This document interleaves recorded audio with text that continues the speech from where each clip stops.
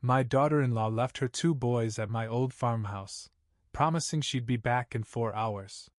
She never returned. She betrayed them, and me. 8 years later, she resurfaced, dragging me into court with accusations of kidnapping, demanding justice. But when I handed the judge a sealed envelope, he asked me one question. "Do they know what's inside?" I answered, "Not yet." That truth changed everything. The wrench slipped from my grip, clattering against the concrete floor of the garage. At the same moment I heard it, the crunch of gravel under unfamiliar tires. The sound stiffened every muscle in my weathered frame. I glanced at my watch. 6:30. The boys wouldn't be home from baseball practice for another hour. Through the dusty window, I spotted a red sedan crawling up the drive, weaving past the oak trees that bordered the property. Its pace was deliberate, as if the driver was studying every detail of my land. My farm sat 3 miles from town, far enough off the main road that visitors rarely came unannounced. I straightened from the old corn cleaner I'd been repairing, joints aching after hours bent over rusted bolts. The sedan rolled to a stop near the porch, its engine ticking as it cooled. Dust swirled around the car like a cloud of foreboding. The driver's door opened. A woman stepped out. My breath hitched. Even from across the yard, even after 8 long years, I knew that figure. Thinner now, harder around the edges, but unmistakable. Sarah Miller, once Sarah Hanson, my late son's wife. The woman who had abandoned her boys as if they were nothing. She'd changed. Her once soft blonde hair was now chopped short, dyed an unnatural shade that clashed with her skin. She wore a tailored blue blazer and dark slacks, the kind of outfit that screamed respectability, though the act faltered in her restless movements. Her fingers tapped against her car keys, her posture too rigid. Even from a distance, I could see the fatigue carved into her face, the dark circles under her eyes, the years etched in deep lines. She was only 42, but she looked far older, worn down by the choices she'd made. I stepped out of the garage, still gripping the wrench. My boots crunched on the gravel as I moved deliberately toward the porch, positioning myself between Sarah and the front door. She hadn't spotted me yet, her gaze locked on the windows, as though searching for glimpses of the boys she'd left behind. "Sarah!" My voice carried across the yard, flat and cold. She spun around. For a flicker of a moment, real surprise crossed her face. Then it vanished, replaced by a mask. Chin lifted, eyes narrowing, a polished smile tugged at her lips. But it didn't reach her eyes. "Hello, Glenn," she said evenly, stepping closer. Her heels clicked on the stones. "You look well." I didn't move, didn't blink. The wrench hung in my hand, knuckles whitening. "What are you doing here?" Her smile tightened. "I've come back for my children." The words hit me like a hammer. For 8 years, Tim and Jake had been my boys, my family. I'd raised them through scraped knees and late-night fevers. I'd taught them to throw a curveball, helped them wrestle with algebra, held them through nightmares when their parents' absence crushed them. "Your children?" My voice cracked with restrained fury. "You lost the right to call them that the day you walked away." Her composure faltered. For an instant I saw the guilt, but she pressed forward. "I was sick, Glenn. I needed time to heal." 8 years, I said, stepping closer, my 6'2" frame towering over her. 8 years to heal from what?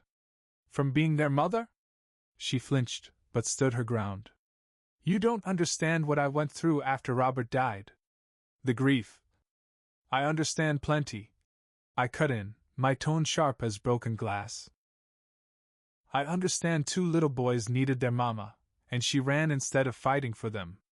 Her eyes hardened, a flash of defiance burning through. "I'm fighting now.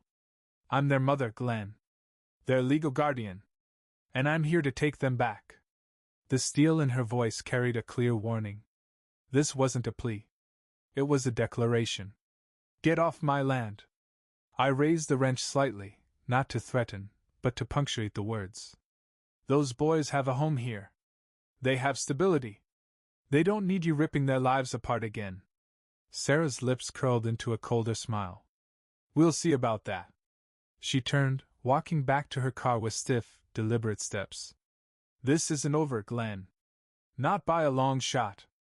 The red sedan reversed down the drive, swallowed once more by the oak trees, leaving behind the dust and the storm I knew was coming. I stood in the front yard, the wrench trembling in my grip, staring at the dust still hanging in the air where her car had been. The countryside fell back into its usual quiet, birds calling from the trees, wind rustling through the cornfields. But the peace I'd clung to for 8 years was gone. Sarah was back, and she wanted my boys. My legs felt heavy as I walked toward the kitchen door. This wasn't finished. Not by a long shot. Inside, my hands worked on autopilot while my mind spun. I filled the coffee pot, measured the grounds, pressed the button. Simple motions I'd repeated thousands of times, but today, they did nothing to settle the storm inside me. 8 years. 8 years since she vanished, leaving me to mend 2 shattered little hearts. Steam curled from my cup as I sat at the old oak table where countless family meals had been shared. From the refrigerator door, Robert smiled back at me in his army uniform, strong, proud, never knowing what lay ahead. Never knowing that cancer would steal him from us far too soon. The coffee tasted bitter, but I forced it down, needing something to anchor me. Evening light filtered through the gingham curtains my wife had hung 2 decades earlier, painting the kitchen in gold. This room had carried both laughter and sorrow, and tonight it seemed to hold both at once. I closed my eyes, letting the memories come. Spring of 2015. The sterile hospital room.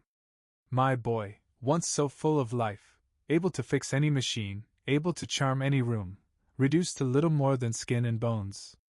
Machines hummed their hollow lullabies as Sarah sat by his side, clutching his hand, whispering about the boy's latest adventures, clinging to the future she thought they still had.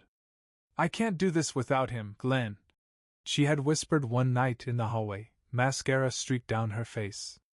"I don't know how to be their mother alone." I should have noticed the warning signs then. The way she stiffened when Tim hugged her, as if the touch burned. How she'd cry when she looked at Jake asleep, his features too much like Robert's. The same dark hair. The same stubborn jaw. The same laugh that once filled every corner of a room. After the funeral, grief swallowed her whole. She'd sit for hours in Robert's chair, eyes vacant. The boys would bring her drawings, ask for help with homework, but she looked right through them as if they weren't even there. "Grandpa Glenn," Tim had asked me one afternoon, only 7 years old, "why doesn't Mama see us anymore?" I started staying at their house more, helping with homework, cooking meals, putting them to bed. Sarah drifted further away, disappearing for hours, sometimes coming back reeking of alcohol, sometimes not coming back until dawn. The boys began staying at my farm more often. At first, just for afternoons. Then weekends. Eventually, weeks at a time. Sarah never fought it. If anything, she seemed relieved to have them gone. I understood her grief. Lord knows I did. Losing Robert nearly broke me, too. But grief doesn't excuse walking away. Those boys needed a mother, not a shadow. I remembered Robert's last words to me, spoken through labored breaths, his hand gripping mine weakly. "Promise me you'll take care of them, Dad. All of them. Sarah, too, if you can." I promised.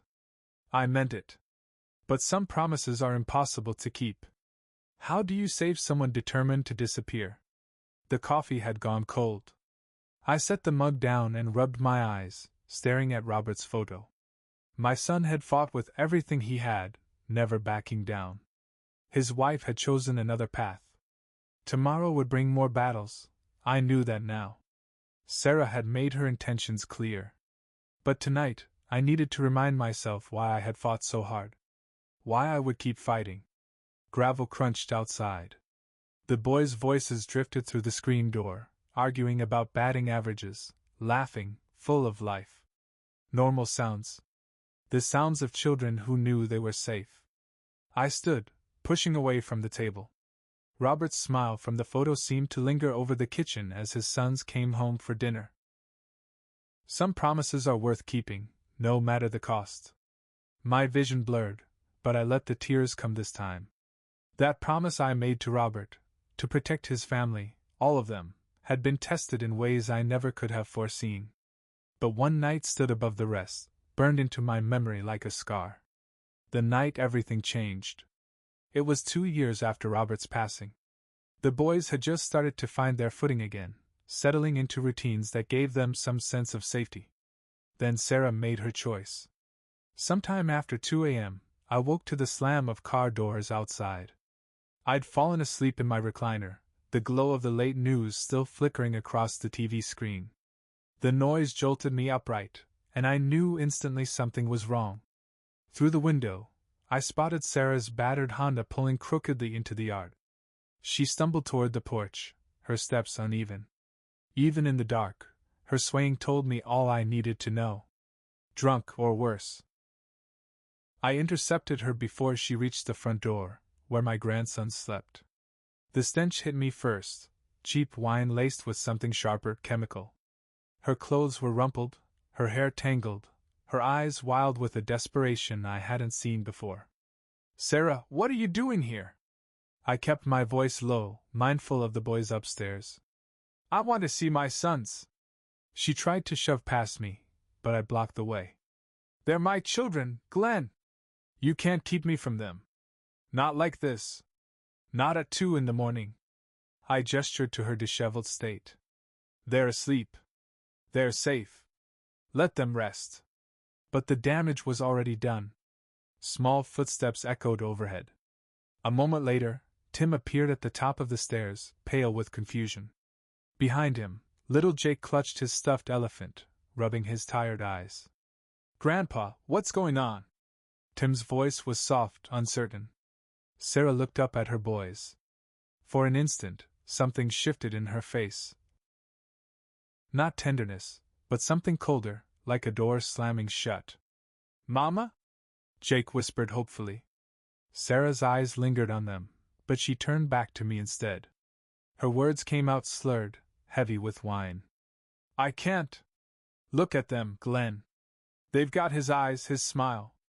Every time I see them, I see what I lost." The boys edged down a couple more steps, drawn by her voice but staying close together. Tim draped an arm protectively around his little brother, and my heart broke at the sight. No 7-year-old should feel the need to guard anyone. "Sarah," I said softly, "they need you. They miss you." She laughed, a hollow, jagged sound. "Need me? Look at them. They're terrified of me. Their own mother. They're clinging to you like I'm a stranger." I glanced back. Jake was quietly crying, and Tim's face carried a weariness far too old for him. She wasn't wrong. "That's not," I began, but Sarah was already stepping toward the door. "I'm leaving," she announced, voice firming. "This time for good. Sarah, wait. Don't do this. They'll be better off without me." Her hand closed around the doorknob. "You'll take care of them. You already are. They love you more than they ever loved me." "That's not true, and you know it." But the screen door slammed, cutting me off. Moments later, her engine sputtered to life, and the Honda rattled down the driveway. The boys and I stood frozen in the living room, listening to the sound fade into the night. By morning, I found the note she'd left on the counter. Handwritten, shaky but clear. "Glenn, I can't be the mother they deserve. Every day I look at them, I fail Robert's memory. Take them. Raise them. Love them the way I can't. They're yours now. Sarah." I folded that note and tucked it into my desk drawer, a part of me knowing I'd need it someday. I didn't realize how right I was, until 8 years later. Now, sitting at my kitchen table with the taste of cold coffee on my tongue, I understood tonight for what it truly was. Sarah hadn't come back out of love or guilt.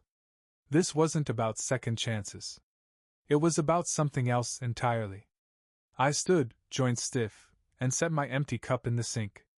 Robert's picture stared back at me from the fridge, his young face lit by the fading evening sun. Whatever tomorrow brought, I was ready. I had the truth. I had 8 years of proof. And I had those boys, safe, steady, loved. From upstairs came the sound of Tim's laughter as he helped Jake with homework. The music of a normal evening in a house where children could count on the adults to protect them. Some fights are worth waging, no matter how long they last. That memory weighed heavy as I sat staring at Robert's photo. But Sarah's abandonment hadn't been the end, it was the beginning. 3 weeks after she disappeared, I'd driven to the Cedar Falls police station. Officer Davis, young but professional, listened while I explained.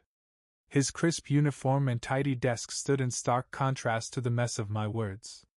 His eyes, though, carried genuine sympathy.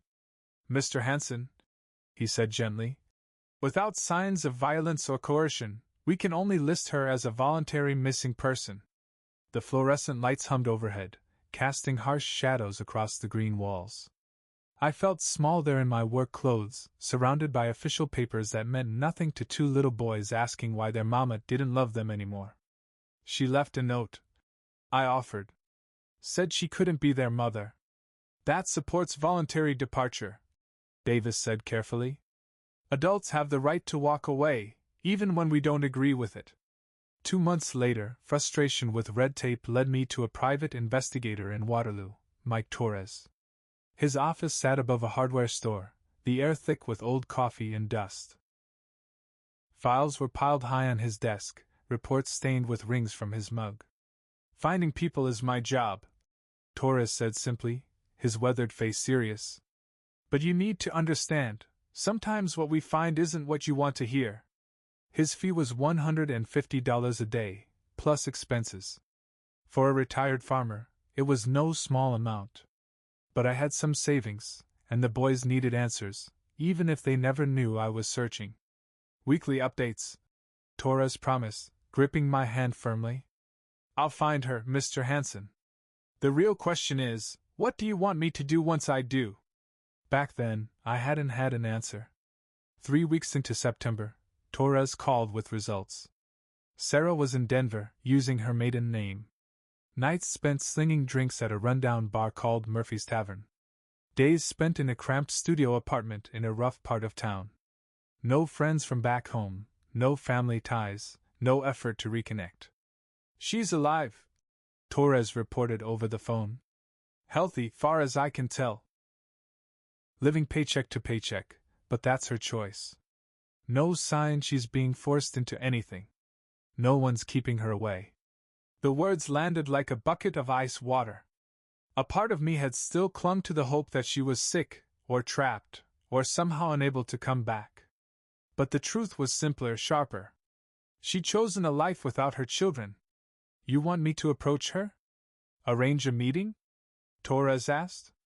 I sat there in my kitchen, watching Tim lean over Jake's workbook at the same table we sat around every night.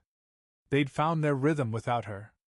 They still asked about Mama sometimes, but the crying had stopped months ago. "No," I said finally. "End it." "You're sure?" I could keep an eye.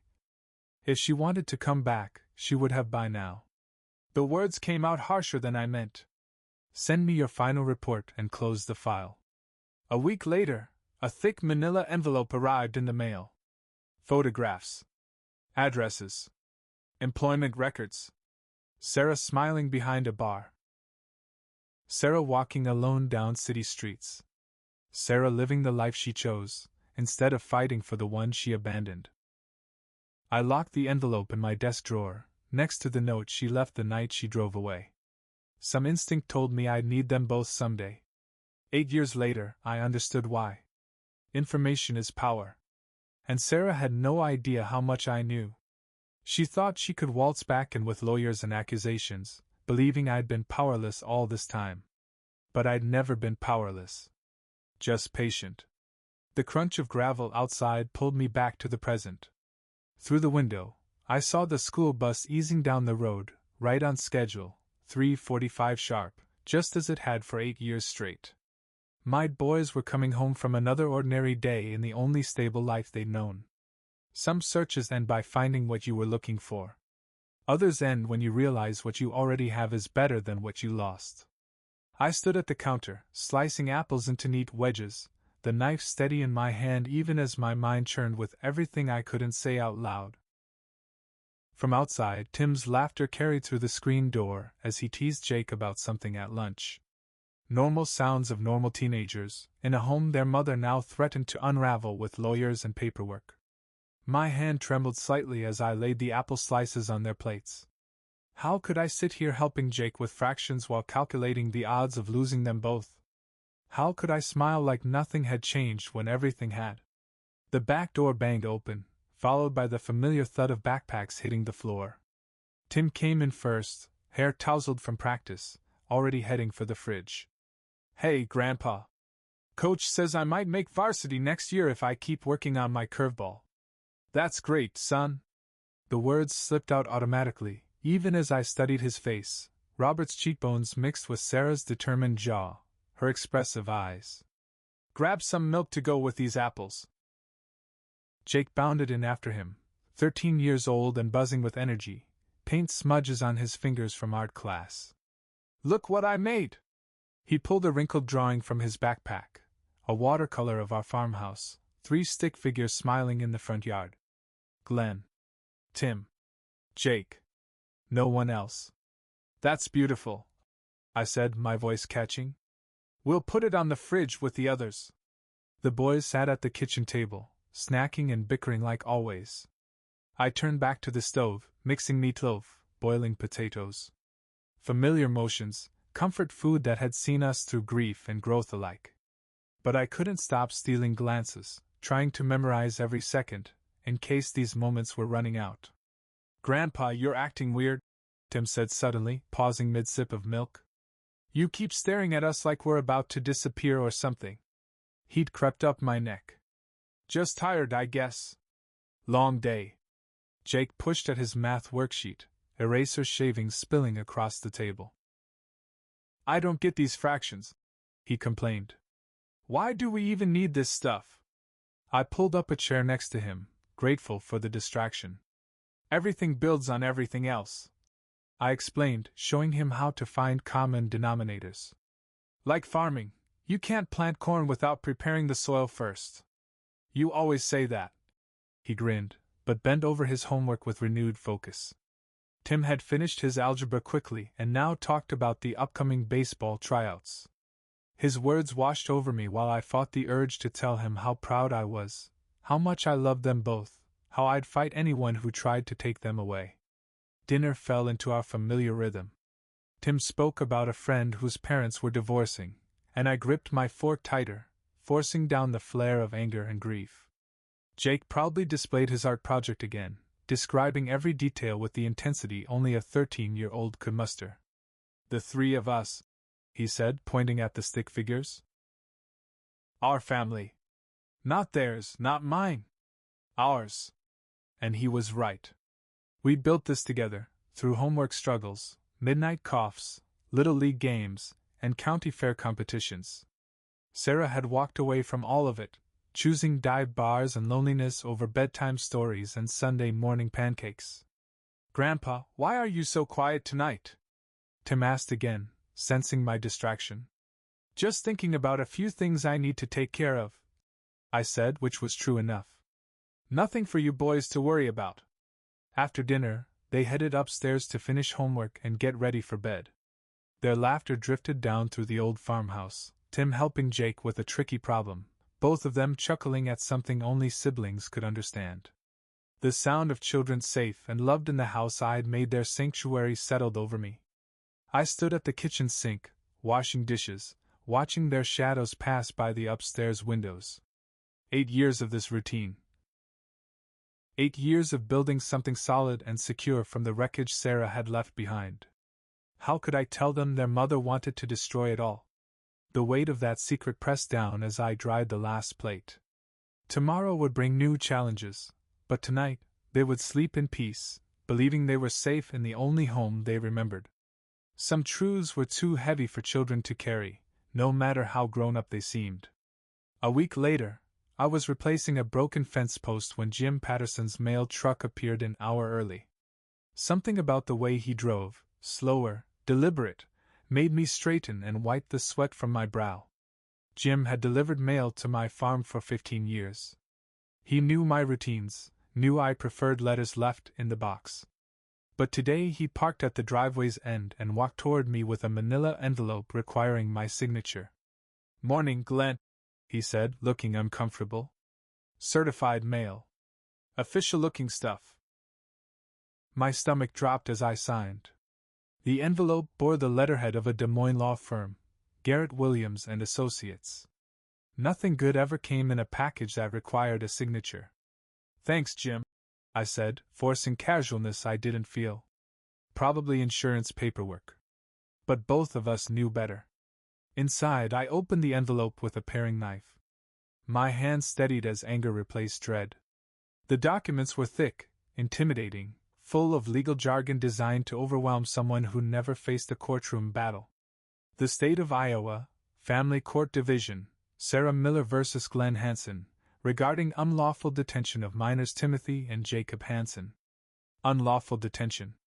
As if loving those boys, raising them, providing stability and safety was somehow a crime. 8 years of fatherhood, without biology, painted as criminal. I read the charges 3 times, each pass stoking my fury. Sarah accused me of keeping her from seeing her children, of custodial interference, of denying her parental rights. The same woman who left a note saying she couldn't be their mother now claimed I'd stolen that chance from her. The phone rang exactly 10 minutes after Jim drove away. Predictable. Calculated. "Did you get the documents?"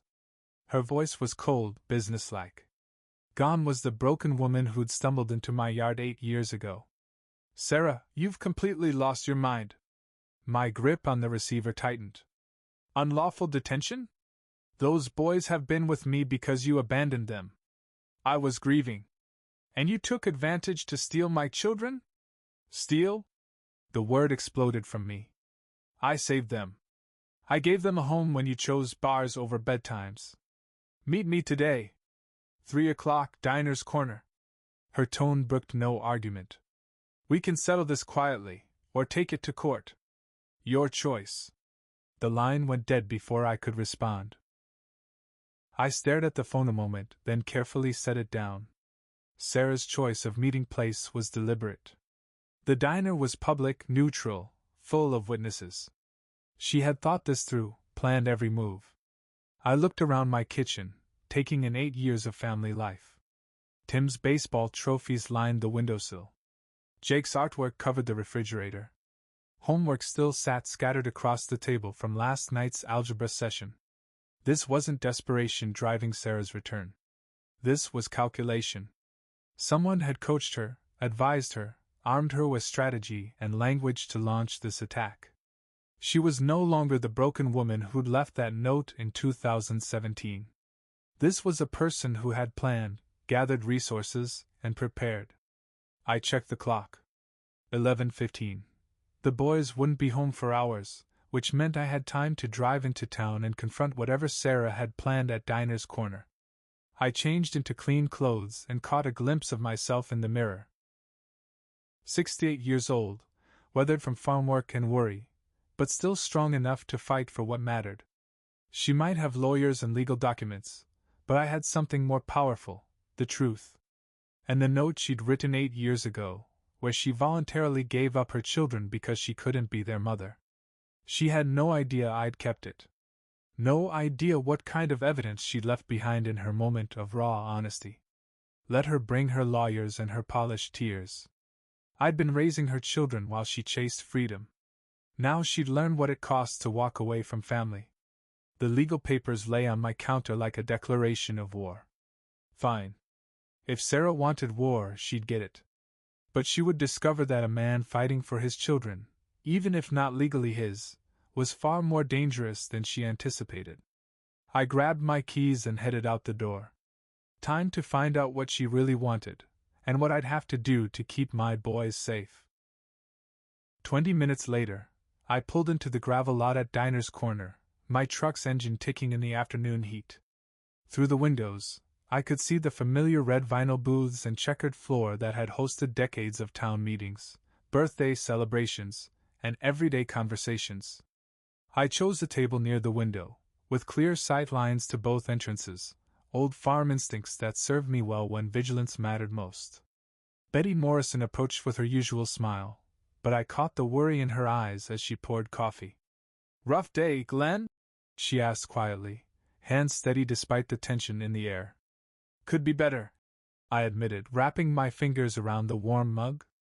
"Could be a lot worse, too." Sarah entered precisely at 3 o'clock, and I barely recognized her. Gone was the desperate, broken woman who'd stumbled into my yard. This Sarah wore a black business suit, hair perfectly styled, makeup applied with calculated precision.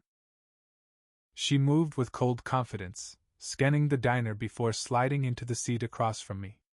"You look tired, Glenn," she said, sweetness laced with venom. 8 years of raising other people's children must be exhausting."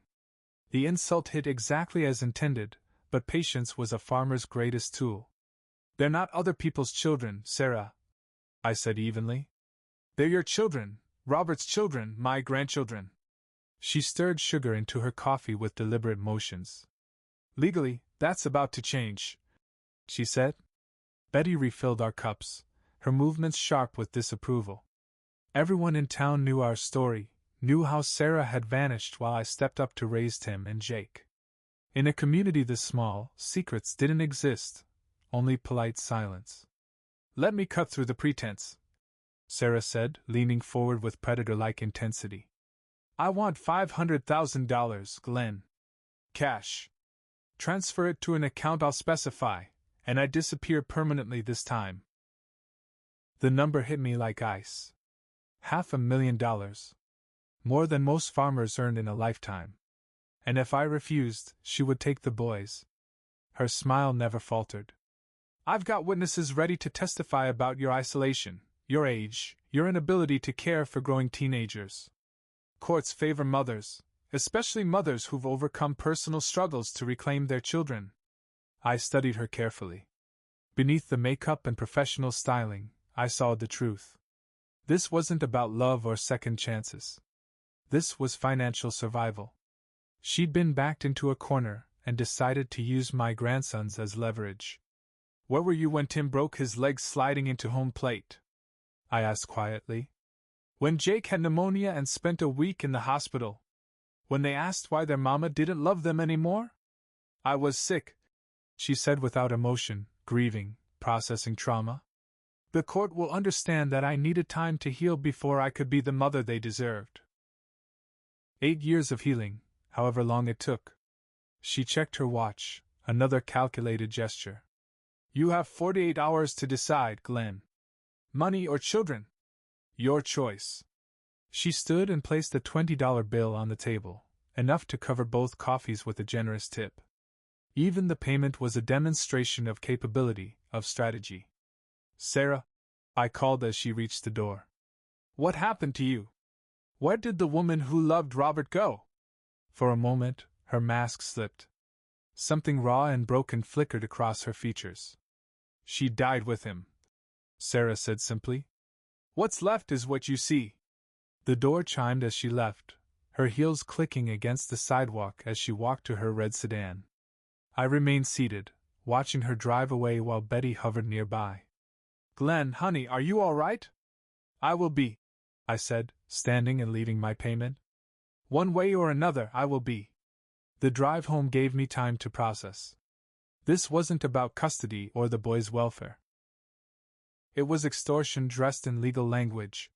She had assumed my love for the boys would override common sense, that I'd pay any price to avoid court. She had miscalculated in one critical area. She assumed I'd spent the last 8 years passively accepting her absence, with no records, no preparation. But farmers learn to plan for storms, failed crops, and unforeseen disasters.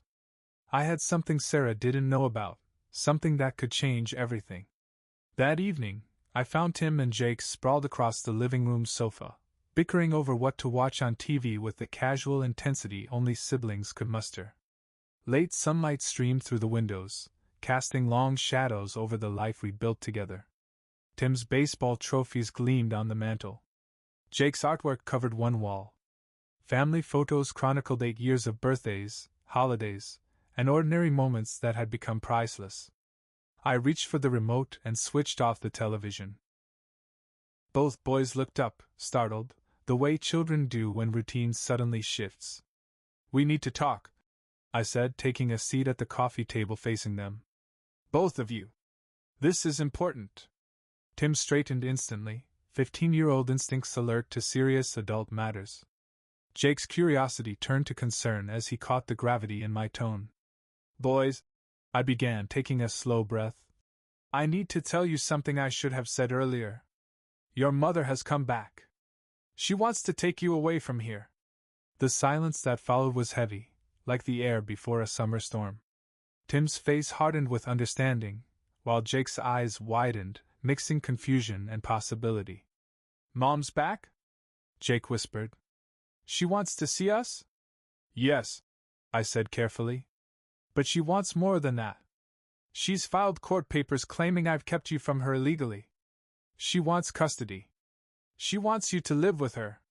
Tim's reaction was immediate, fierce. Like hell she does, he said, his voice sharp with a heat I'd rarely heard from him. She walked out on us, Grandpa. She chose to leave. I know, son, I said softly. I know exactly what happened. I pulled out my phone and showed them a recent picture I'd taken of Sarah at the cafe. This is her now. Do you remember her? Jake studied the photo intently, trying to fit a face to fragmented memories. Maybe, sort of, he said uncertainly. She looks different than I remember. You were only 5 when she left, I reminded him gently. Tim, you remember more? I remember her crying all the time, Tim said flatly. I remember her leaving us with you more and more often. I remember the night she packed her bags and drove away without saying goodbye. We moved to the kitchen table for the conversation, the same table where we'd shared countless meals, done homework, and talked through life's problems. The familiar setting lent stability to a difficult discussion. She can't just come back and take us, Jake said, his voice gaining strength. This is our home. You're our family. The law sees things differently, I explained. Mothers have certain rights, even when they've been absent. But I want you both to know something. I will fight for you. I will fight with everything I have to keep you here, where you belong. Tim leaned forward, his young face serious beyond his years. What kind of fight? Court and lawyers. Exactly like that, I said. It might get messy. She could say things about me, about our life here, that aren't true. Are you ready for that? Let her try, Tim said, his loyalty fierce. Everyone knows how much you've done for us. Everyone knows she's the one who ran away. Jake's voice was quieter but equally determined. Grandpa, can I ask you something? If she wants to see us, could we maybe meet her just once, but still live here with you? His question broke my heart. Jake's innocent curiosity about his absent mother warred with the deep attachment he felt to the only stable home he had ever known. We might not have a choice about meeting her, I said honestly. If this goes to court, you may have to see her there. But where you live, who takes care of you, that's what we're fighting for. I'm not going anywhere, Tim declared, final and unwavering. I don't care what some judge says. This is my home. You're my family. She gave up the right to make decisions about our lives the day she left us. Jake nodded slowly, his decision solidifying. I want to stay, too. Even if I see her, even if she's nice, I want to live here with you and Tim. We're a family. Relief crashed over me so suddenly I had to grip the edge of the table to steady myself. For 8 years I'd worried that one day they might choose their biological mother over the grandfather who'd raised them. Their clear, immediate loyalty felt like the greatest gift I'd ever received. Then we'll fight together, I promised. All 3 of us, whatever it takes to keep our family together. Tim reached across the table and squeezed my hand. We've got your back, Grandpa. Just like you've always had ours. As they headed upstairs for their evening routines, calling good nights, planning tomorrow's baseball practice, I sat alone at the kitchen table, feeling something I hadn't felt in years: hope. Sarah had made one critical miscalculation. She assumed children who barely remembered her would be eager to return to a mother they'd idealized in her absence. Instead, she'd be fighting for custody of two young men who had already chosen their side. The next morning, I drove the boys to school, offering reassurances that everything would be okay. Then I headed downtown to the professional building that housed Emily Carter's law office. Her secretary, a poised woman named Margaret, guided me down a corridor lined with diplomas and legal certificates into an office that radiated authority and experience. Emily Carter looked exactly as I'd hoped, a woman in her early 50s, sharp-eyed, with a handshake that spoke of confidence and courtroom skill. Her desk was organized chaos: law books, case files, legal pads covered with notes, evidence of a mind constantly at work. "Mr. Hanson," she said after pouring coffee from a well-worn pot, "I've reviewed the documents you sent. These are serious accusations Sarah Miller has made. If we lose, the court could order immediate removal of the children from your care." The words hit me like cold water. I'd expected nothing less.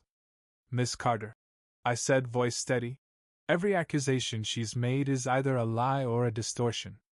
I have 8 years of proof that those boys belong with me." "Tell me everything," she said, pulling out a yellow legal pad. "From the beginning. Don't leave out a single detail, no matter how small it seems."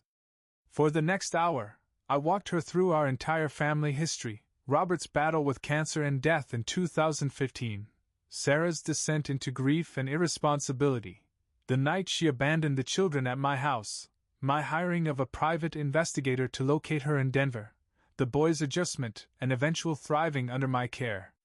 Emily's pen moved steadily across her pad, occasionally pausing to ask precise questions that reflected both legal knowledge and practical insight into family dynamics. "The custody demands she's making now," I concluded, "aren't about wanting to be a mother. Yesterday, she offered me $500,000 to disappear permanently. This is extortion disguised as parental concern." Emily raised her eyebrows. "Extortion? Did you record the conversation?" "No," I admitted. "But it happened at Diner's Corner with witnesses present. Betty Morrison served coffee and heard at least part of it." "That's helpful, but not definitive," she said, tapping her pen against her lips.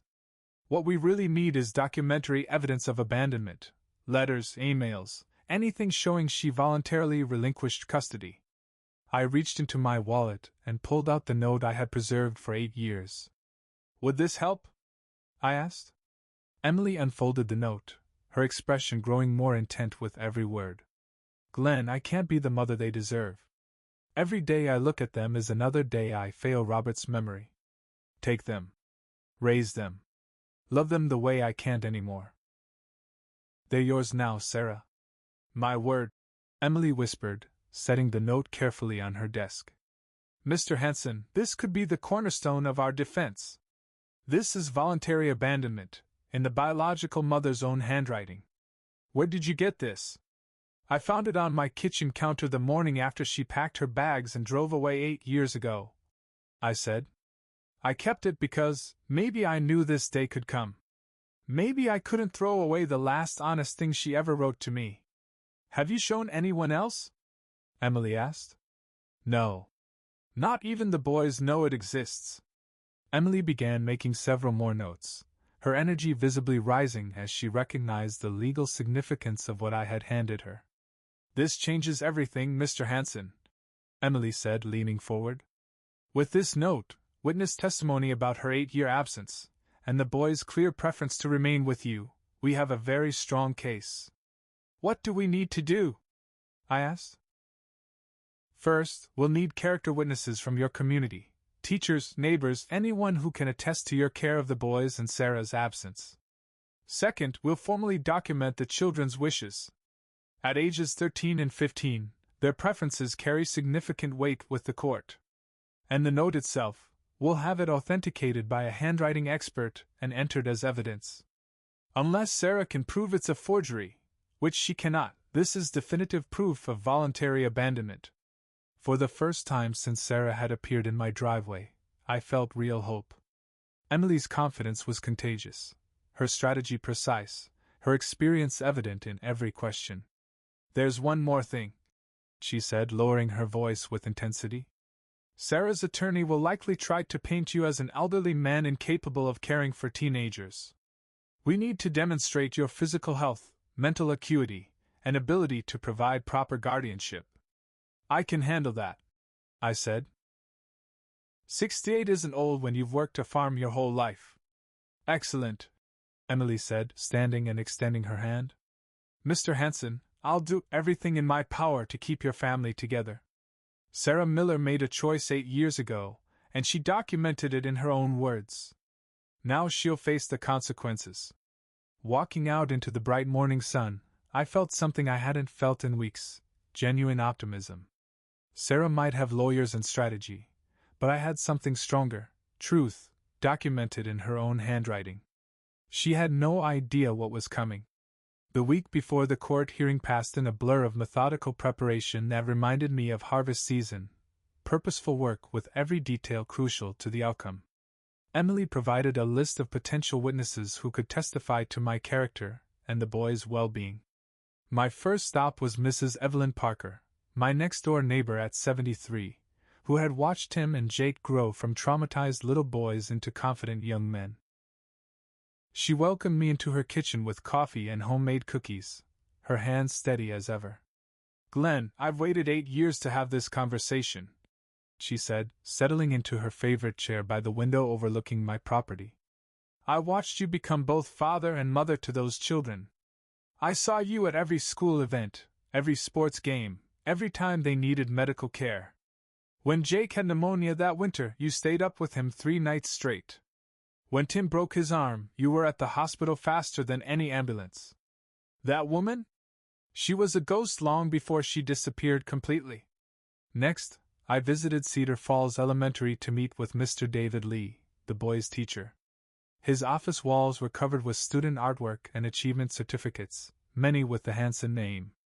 "Your grandsons are remarkable young men," he said, pulling their academic files from a drawer. "When they first came to live with you permanently, Tim was withdrawn, aggressive. Jake had nightmares that affected his focus. But look at these records: steady improvement, honor roll achievements, positive social interactions. Glenn, I've seen children from broken homes. These boys aren't broken. They're thriving because you gave them exactly what they needed: stability, consistency, and unconditional love. Dr. Williams at the Family Medical Clinic provided 8 years of health records, routine checkups, prompt treatment of illnesses, dental care, vaccinations, all the mundane details of responsible guardianship that Sarah had abandoned. Mr. Hanson," Dr. Williams said, reviewing the thick files, "these children have received excellent care under your guardianship. Their physical and emotional development has been completely normal, even exemplary considering their early trauma. I'll testify to that.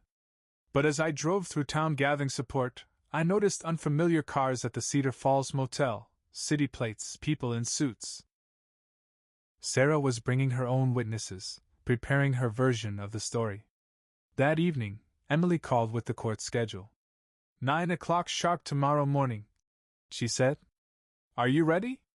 "As ready as I'll ever be," I replied, touching the envelope in my jacket pocket, Sarah's handwritten note, the piece of evidence that could end this battle.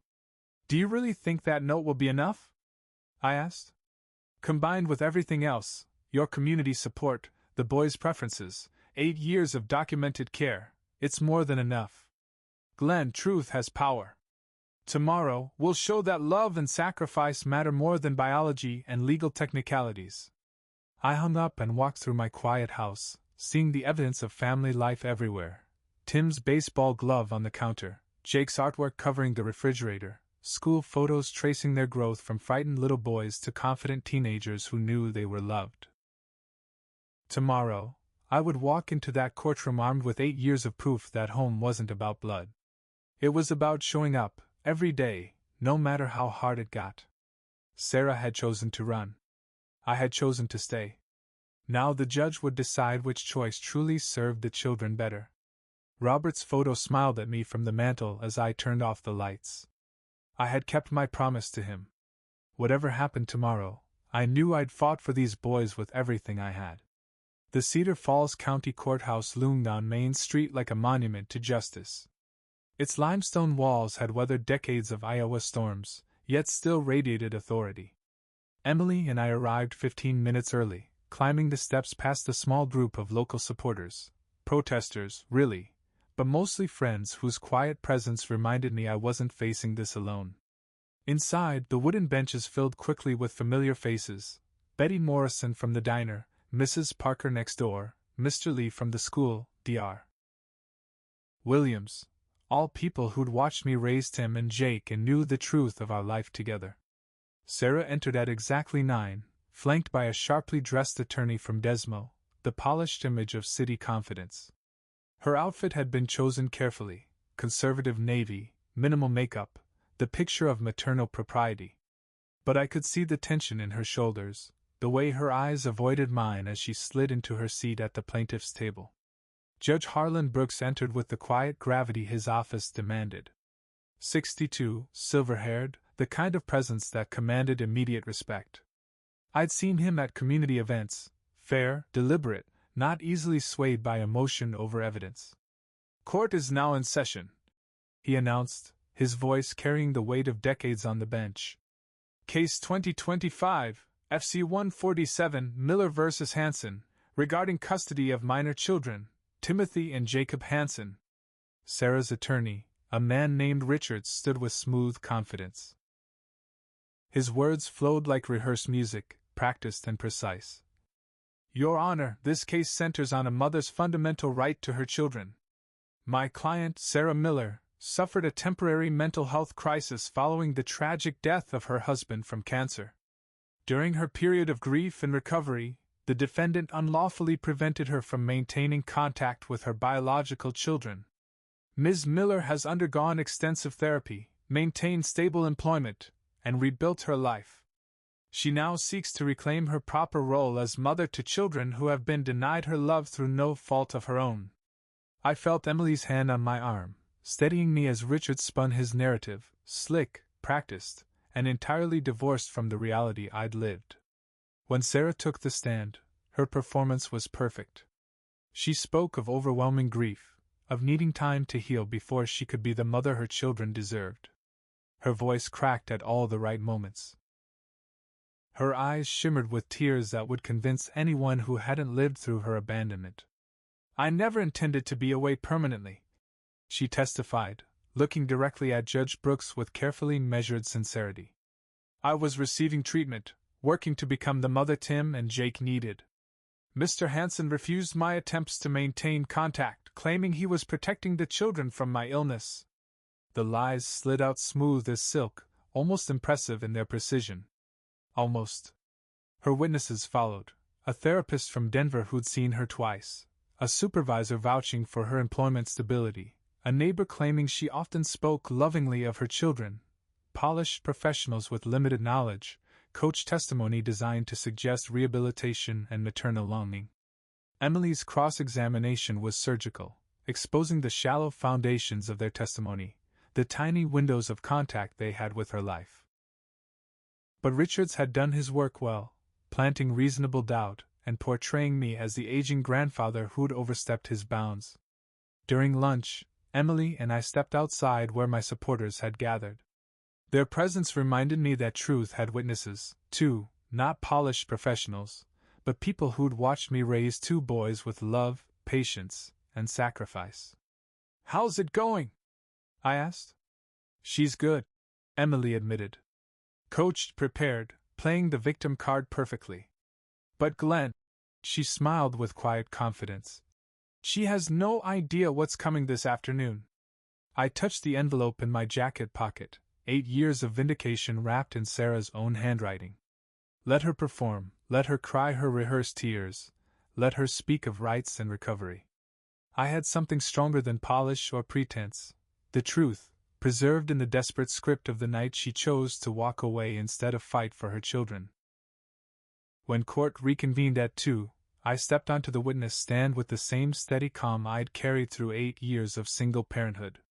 The courtroom felt different now, expectant, as if everyone sensed we were about to reach the moment when truth would finally confront lies. Emily approached, composed and confident, ready to guide me through telling our story in my own words. Mr. Hansen, please tell the court about your relationship with Timothy and Jacob over the past 8 years.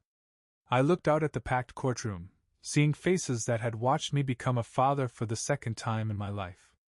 Your Honor, those boys have been my sons in every way that matters. I've attended every parent-teacher conference, every baseball game, every school play. I've stayed up nights when they were sick, helped with homework, taught them to drive. I didn't choose this responsibility, it chose me when their mother walked away. Sarah's attorney objected to my characterization, but Judge Brooks allowed me to continue. When Tim broke his leg sliding into home plate, I carried him to the emergency room. When Jake had nightmares, wondering why their mama didn't love him anymore, I held him until he could sleep. For 8 years, I've been the parent who showed up. Emily nodded, moving closer to the critical moment. Mr. Hansen, you've heard testimony that you prevented Ms. Miller from maintaining contact with her children. Is that true? No, ma'am. It is not. I reached into my jacket pocket, feeling the envelope that had waited 8 years for this moment. Your Honor, if I may, I have something that might clarify exactly why Ms. Miller had no contact with her children. Judge Brooks leaned forward, his attention sharpening. What kind of evidence, Mr. Hansen? A note, Your Honor, written by Sarah Miller herself on the night she abandoned Tim and Jake. I held up the aged envelope, edges worn from 8 years tucked safely in my wallet. She left this on my kitchen counter along with packed bags and 2 sleeping children, who woke the next morning asking where their mama had gone. The courtroom went silent. Sarah's face turned pale. Her eyes fixed on the envelope she'd forgotten existed. Her attorney sprang to his feet. Objection, Your Honor. This alleged document hasn't been properly authenticated. I'll allow it, Judge Brooks said firmly. Mr. Hansen, may I examine this evidence? I walked to the bench and handed him the envelope, watching as he carefully removed the handwritten note. His expression remained professional, but I caught the slight widening of his eyes as he read Sarah's words. Miss Miller, the judge said, voice cutting through the tension. Do you recognize this handwriting? Sarah's composure began to crack. Your Honor, I wasn't in my right mind when I wrote that. I was grieving, sick. Ms. Miller, please answer the question. Is this your handwriting? Yes, she admitted, voice trembling. Judge Brooks raised his hand for silence, and then read the note aloud for the court record. Glenn, I can't be the mother they deserve. Every day I look at them is another day I fail Robert's memory. Take them. Raise them. Love them the way I can't anymore. They're yours now, Sarah. Whispers rippled through the courtroom. Sarah rose, tears streaming down her face, but these were different, raw, desperate sobs, not the calculated performance from earlier. Your Honor, I was sick. That note doesn't reflect my true feelings. I've changed. I've grown. I deserve another chance. Judge Brooks studied the note with the measured attention of someone who had spent decades separating truth from manipulation. Ms. Miller, he said quietly, this note, in your own handwriting, constitutes voluntary abandonment of parental rights. You didn't temporarily step away for treatment. You permanently relinquished custody to Mr. Hansen. The fact that you now regret that decision does not negate its legal implications. Sarah's attorney made frantic arguments about mental competency and temporary incapacity, but the damage was done. The note was authentic, the abandonment voluntary, and the 8 years of silence that followed spoke louder than any coach testimony about rehabilitation. 20 minutes later, Judge Brooks delivered his ruling. His voice carried the weight of legal precedent and moral clarity. The court finds that Ms. Miller voluntarily abandoned her parental rights through written declaration and 8 years of complete absence from her children's lives. Mr. Hansen will retain full custody of Timothy and Jacob Hansen, with no visitation rights granted to their biological mother. As the courtroom emptied, I stayed seated for a moment, watching Sarah leave with her defeated attorney. Part of me felt a twinge of pity for her, the broken woman who never recovered from losing the love of her life. But a larger part of me felt the quiet, deep satisfaction of justice done. Emily gathered her papers, her professional pride evident in every deliberate movement. Glenn, she said, lowering her voice as we walked toward the courthouse steps. That note, it was the key to everything. Why did you keep it all these years? I thought about her question as we stepped outside, where the community had gathered. Maybe, I said slowly, I knew this day would come. Or maybe I just couldn't throw away the last honest thing she ever said to me. Tim and Jake were waiting, their faces lit with relief, flanked by Mrs. Parker and the other supporters who had taken the day off to witness the verdict. Grandpa, Tim said, his 15-year-old voice calm and steady beyond his years. Is it over? It's over, I confirmed, pulling both boys into my arms. We're going home. We're staying together. We're family. As we walked down the courthouse steps toward our truck, Jake glanced up at me, his trust built over 8 years of love shining in his eyes. Grandpa, he asked softly, did Mom really not want us? It was the question I'd dreaded, but the answer was simple because it was true. Your mom was hurting, Jake, I said gently. Sometimes, when people hurt that badly, they can't see past their pain to love what's right in front of them. But that was her choice. Not yours. Never yours. The drive home took us past fields where the corn was just beginning to show green shoots, new life rising from soil that had been carefully tended, nurtured with patience and hard work. Just like raising children, I thought. Just like building a family from love, commitment, and perseverance, not simply biology or obligation. Some battles are worth fighting. Some promises are worth keeping. Some families are worth everything. If you enjoyed this story, please like this video, subscribe to the channel, and share your thoughts in the comments. To hear the next story, click the box on the left. Thank you for watching.